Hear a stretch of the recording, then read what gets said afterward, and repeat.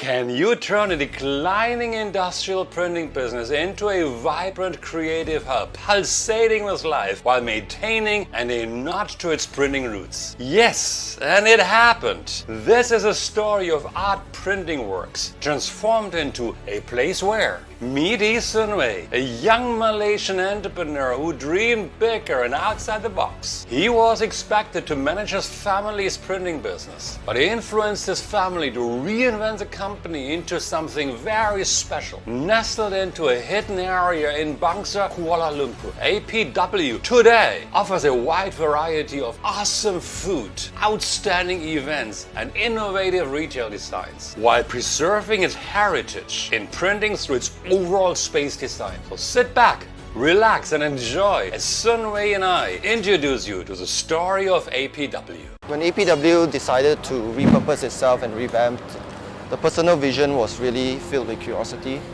and essentially we wanted to potentially work on building a creative space to kind of spur the creative economy.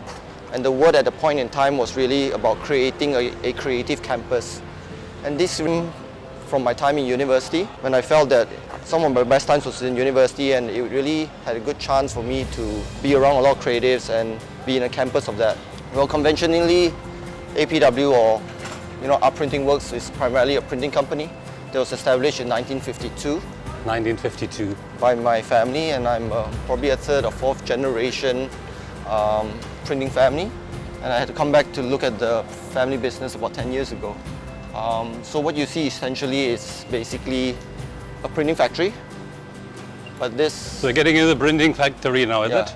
And what you see here is actually our very first tenant. Our very first tenant, which is Pulp, which is a Singapore coffee purveyor, originally from Singapore. And essentially, before this was a paper cutting, before this being a coffee place, it was actually a paper cutting warehouse. So we've kept the structure of the space, but we've converted the entire space into a coffee place. So this was actually our very first tenant. So generally what's happening with a coffee place like this, previously it was really just a paper cutting warehouse, and we just used to store paper here.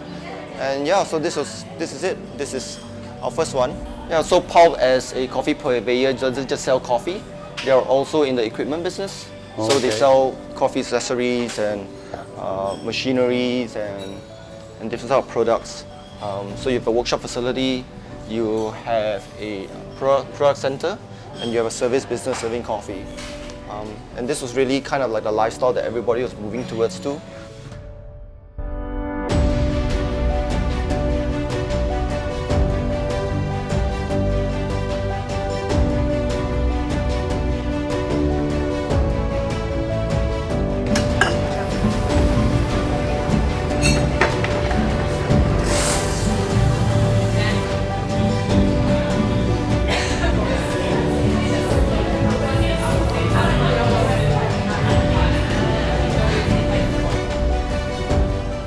So APW then started revamping its spaces. So as you could have seen earlier at Pulp, it was formerly the paper cutting warehouse. A lot of the binding machines were here, and they were doing a lot of stitch bindings for books.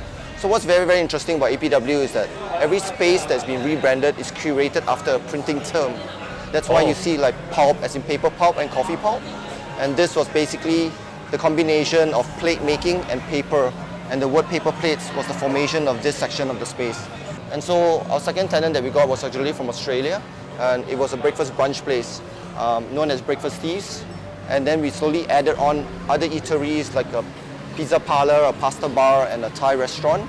And in between all the restaurants, we also had an intervention of a little boutique barber shop.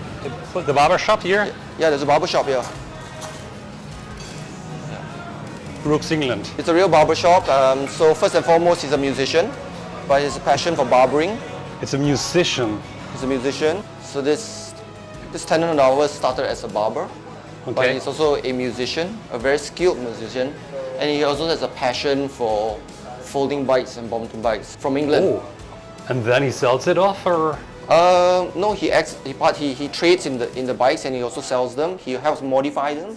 Okay. So it's like you buy an old vintage car, and you basically give it new life, right? Very artsy, very creative, and that's him there, McBee. So. And you're the owner. Yes. Hello.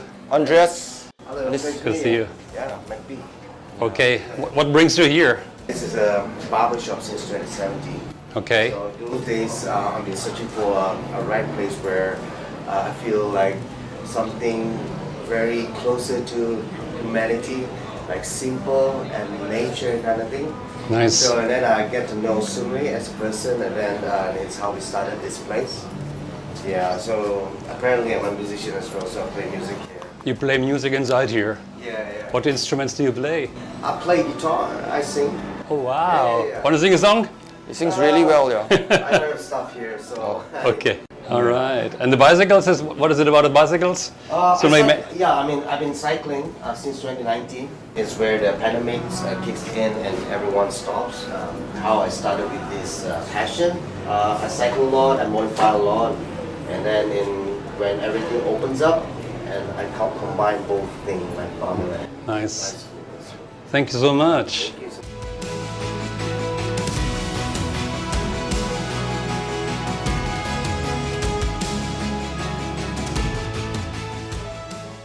So this is our second tenant known as Breakfast Teas.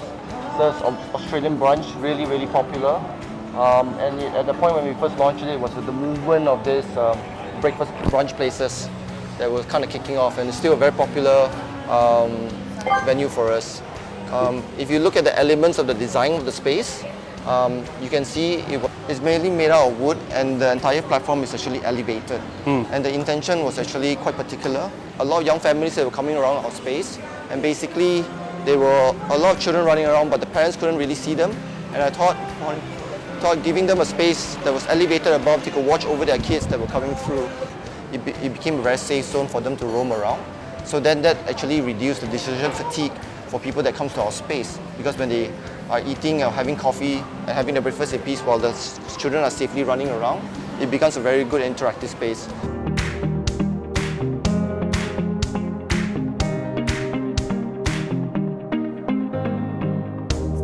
The property was formerly a rubber estate, so when you look at it in totality, it looks like a typical modern Malaysian kampung house, where it's elevated and safe, and it just kind of gave homage to the fact that, you know, it's like you're coming home, and that increased the curiosity about creating spaces that matter to us in that form and manner.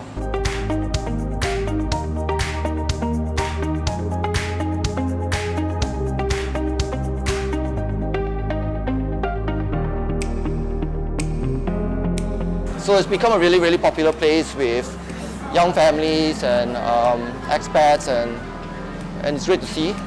And as I mentioned, the place was also made out of wood, and the fact that it represented a kind of like a Malay kampung house felt like it was bringing people to home. And this really elevated our curiosity about crafting spaces that was meant to be purposely used better in general.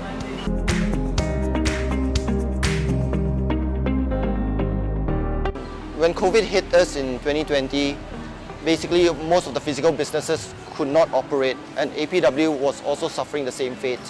And the place that we're entering now is basically a new section of APW, and basically we spent about a year and a half really redesigning the space. And if you look at all these eateries, it was designed in a way we wanted semi-outdoor spaces in a small digital format. And the reason being is because we wanted to ensure the fact that we felt that a lot of operators would not be able to grow exponentially anymore. And because of COVID, people wanted more outdoorsy places, so we started creating these semi-outdoor formats. And we became very, very successful in curating very independent tenants during the time of COVID. And since then, we've brought in very, very interesting tenants from Basque, which is a Japanese operator who sells amazing cheesecakes, for instance. And then we have Jew, which is a charcoal grill bar. Which one is Shul? Jew is that one. Okay. Yeah. But it's closed, is it? It's closed, but this is open. Okay. You can go This one is which one? Basque. This is Basque. Yeah. Okay, let's go to Basque. So the specialty product is selling a burnt cheesecake. Hi guys. Yeah. Good Just doing morning. a quick. The specialty product is really selling burnt cheesecakes. Very curated, great product range, you know. And I think we'll have some later. So Buzz joined us about a year and a half ago, just after COVID. What? The specialty is cheesecake. Cheesecake, burnt cheesecake. So they were originally from the Tokyo restaurant in Isetan. This is actually their first retail store out of the Tokyo restaurant franchise.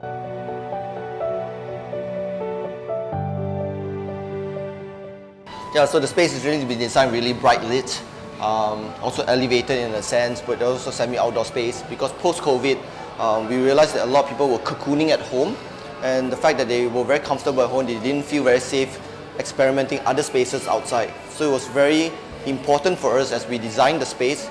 We wanted to ensure that, you know, there's a relationship for both, where you felt comfortable inside and also plants be outside. And that's why you see very strong landscape intentions of plants, of airiness around our space to really create that element of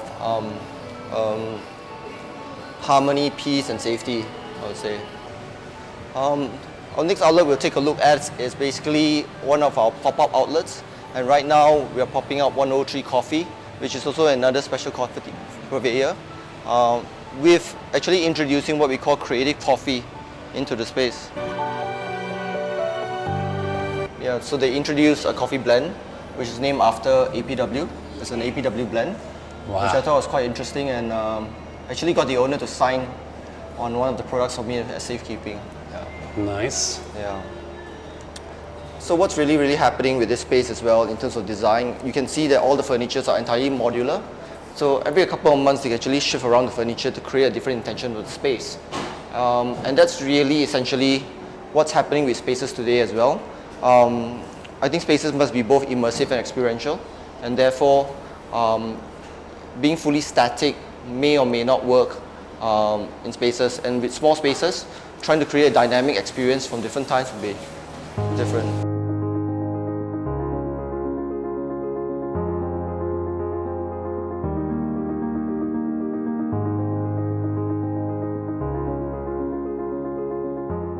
So this empty space that you see here was formerly actually an event space known as the bindery, but since COVID hit, we basically repurposed the entire space by carving out into different multi-outlets, and it's what you see today as the new bindery. This is the place where we are here right now, is it? Correct, where you're sitting and standing on. Okay, so what used to be very raw and industrial has become a lot more polished and a lot more finished in by nature, and also kind of opening up the roof to provide a lot more sunlight. So the skylight just kind of opens up the space, and we also kept the sections open so there's a lot more breathability in terms of ventilation and air. So yeah, it's a big transformation in that sense. Yeah. And here's where you see kind of like the more finished look today. That's what it is nowadays. Yes, this is what you see here today. Ah, where we are here. Right here. Okay, can see. You can see. Yeah. So a bit of Nice. inception. Known as the canvas. Entering this space, the canvas. Yeah. That's So where this we little are right now. this little opening here is where you're entering right now. Okay, good. Okay, Yeah. let's do it. There's much more to come. No more food, is it? No, there's still some food, but more retail. Okay. So this was probably one of the most challenging spaces to kind of repurpose. Gonna go around. Yeah, one of the most challenging spaces to repurpose. It was a space that didn't have a frontage, and everything was really tucked in. So we felt that we really needed to push the design intention here and the purpose. And as you can see here, a lot of things are a lot more elevated and awkwardly known for our staircases. Staircases. Yeah, Those. yeah, these staircases, and Let's there's another just check the staircase. staircases. People, for some reason, love to take pictures at our space. As I do right now. What they're doing at the staircase, and so we thematically built the second staircase, which leads up to us to an event space called Ink. Okay, let's go up if I may and show check you. it out. Yeah. And I'm following you closely behind Yeah. to see what's happening. I'm curious of what's happening, what's happening. As we're walking up the staircase, we're entering into an event space called Ink. Ink. Yeah, formerly it was a former office, but we kind of moved out the space and we hold a lot of interesting events here. Every Saturday weekend, between 9 a.m. to 10 a.m. is where we do community yoga. So Oh. about 80 over 90 yogis will come over. Wow. And we have a community class. And it's really great energy, so people come and get stretched out in the morning, then go for a coffee run after that, maybe have a breakfast, you know. So That's perfect. And we Perfect recently- harmony, perfect organization. Yeah. Have a yoga first. have yoga first, And then have yeah. food and coffee in a relaxing space. And that's the whole thing about creating spaces is how can I get you to spend more time in our space and continue to be, I guess, to some degree, a one-stop center, or continue to reduce your decision fatigue, right? And actually, as more people come, we develop what we call social currency. And so the intrinsic value of social currency, in my view, is that if one person interacts more with the other person and more dynamically, there's a lot more currency that's trading, right? And that place then naturally becomes more vibrant. So you obviously then see a couple of retails that we have here. But how we curated all our retails was primarily Malaysian retails, and Malaysian in either the fashion or the wellness category. On our left here we have Handmade Heroes, so it's a local skincare brand. Oh. I think organically and sustainably made.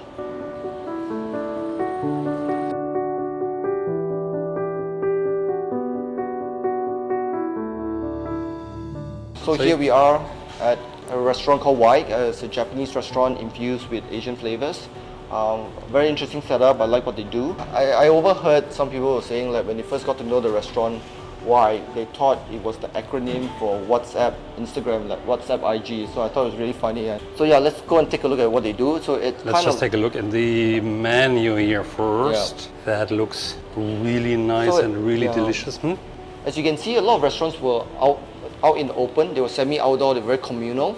But more the restaurants here were a bit more private and a bit tucked in, so that when people wanted to have a different experience, a more quieter and a softer experience, they could kind of experience something like this. So I'll give you an example.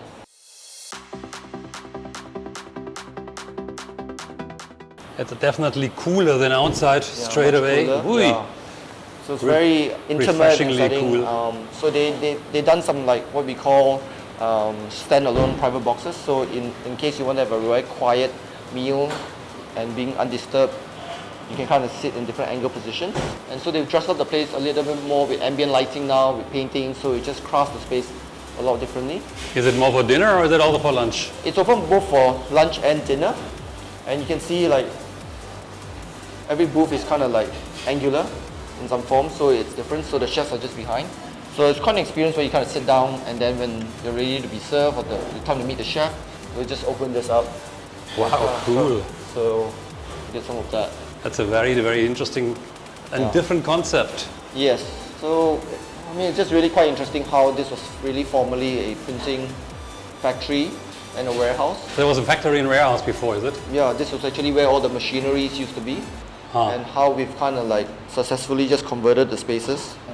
And if you look at this location here, this is where you are. So this is where we are now, right now. That was the original one, isn't it? Yes. And then the staircase was kind of here, so yeah, it was a lot of work just putting this through I together. I get that. Yeah. I mean, the changes that added lights, lamps, so it's a lot more. It's nice. I like what they're doing here.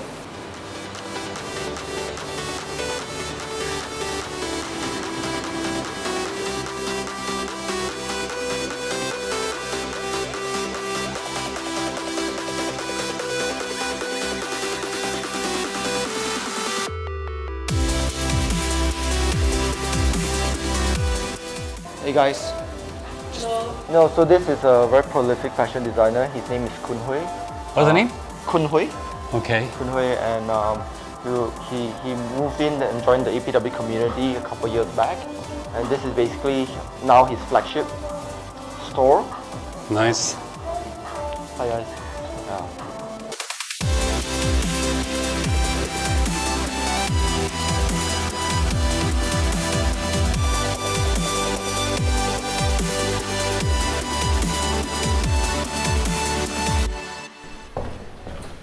Let's follow him up.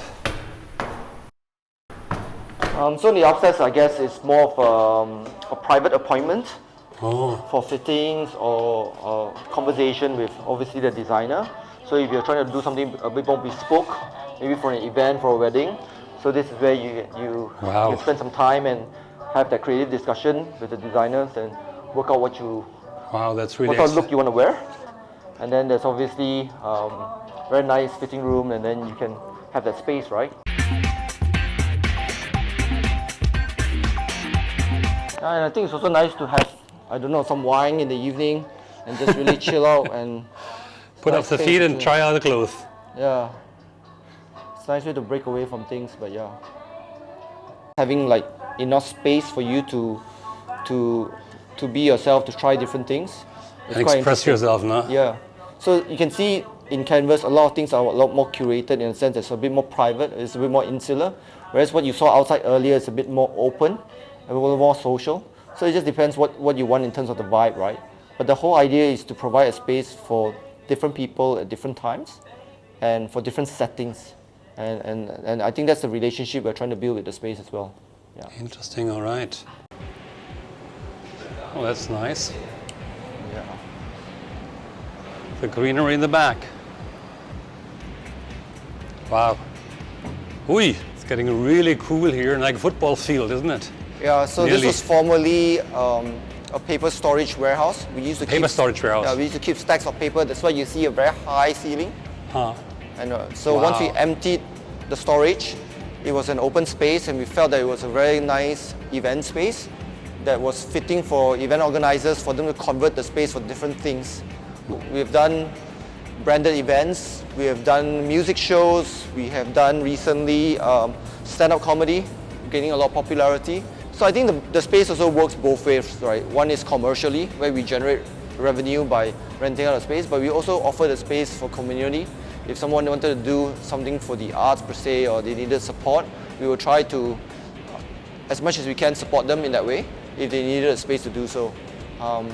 So I think in the entire setting of APW, as much as you have some fixed spaces, it's also very, very important to have variable space. And that variable space allows you to convert the space, to give the space a different experience for the week or for the evening. So there's still some parts of APW that has not been kind of repurposed yet. As you see the empty space we're coming through, potentially what's around here. So we're just thinking what to do next. I guess just follow us and stay close, because we're trying to bring in something quite exciting next year. And demand is there from people coming here, is it? Yeah. Use the space. Yeah. It's such a fascinating story, isn't it? APW is such a gem. And the story is not finished yet. In my next video, you get a glimpse into the mind of Sun Wei, his thinking and his beliefs in the positive future for APW. So stay tuned, okay? And until next time, terima kasih, jumpa lagi, and bye-bye.